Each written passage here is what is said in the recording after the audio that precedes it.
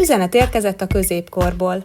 Nottingham városában vagyunk, ahol Robin Hood és társai az erdőben bujkálnak, miközben a kapzsi Nottingham bírája minden eszközzel próbálja begyűjteni az adókat.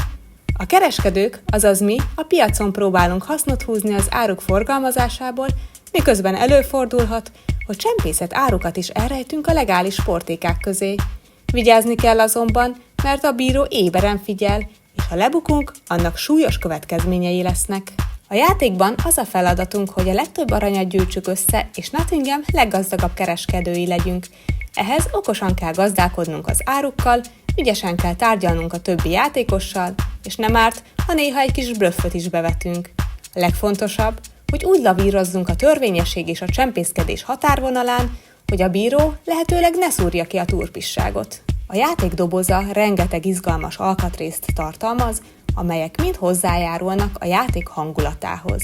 A piackártyák árukat ábrázoló kártyák, amelyek között találhatóak legális termékek, mint az alma, sajt, kenyér és csirke. Emellett vannak csempészett áruk, mint a drága sejem, a megbízható fegyverek vagy a hírhedt pálinka, amelyek kockázatosak, de nagy nyereséget hozhatnak. Ezekben a kis műanyag tasakokban rejtjük el az árut, amelyet a bíró megvizsgálhat. Ezek az acskók a blöffölés kulcsfontosságú eszközei.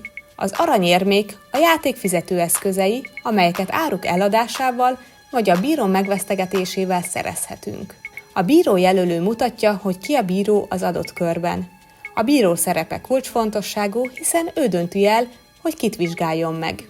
A játék körökre oszlik, és minden körben változik, hogy ki tölti be a bíró szerepét. Az egyes körök a következőképpen zajlanak.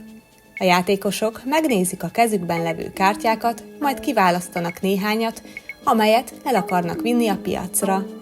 Ezeket a kártyákat beleteszik az acskójukba. A játékosok megmondják a bírónak, hogy mit rejtettek el az acskóban. Fontos, hogy csak egyfajta árut lehet mondani, és a mennyiséget is meg kell adni. Természetesen itt lehet blöffölni, de érdemes óvatosan csinálni. A bíró eldönti, hogy kinek az acskóját vizsgálja meg. Ha talál benne csempészárut, a tulajdonosnak büntetést kell fizetnie. Ha viszont a bíró tévesen vádol meg valakit, akkor neki kell kártérítést fizetnie.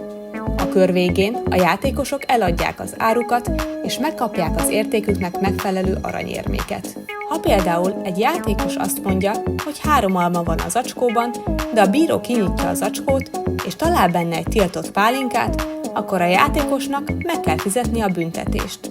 A bíró azonban csak akkor nyer, ha valóban talál tiltott árut. Nézzünk egy másik példát. Ha egy játékos megpróbál megvesztegetni a bírót, mondván, ha nem ellenőrzöl, adok neked 2 aranyat, akkor a bíró dönti el, hogy elfogadja az alkut, vagy inkább ellenőriz.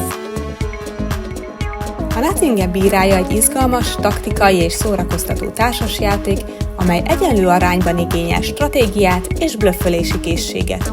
Vajon ki lesz a legjobb kereskedő, aki átveri a bírót, és ki az, aki elég üzleti érzékkel rendelkezik ahhoz, hogy győztesen kerüljön ki? A küzdelem csak rajtatok múlik.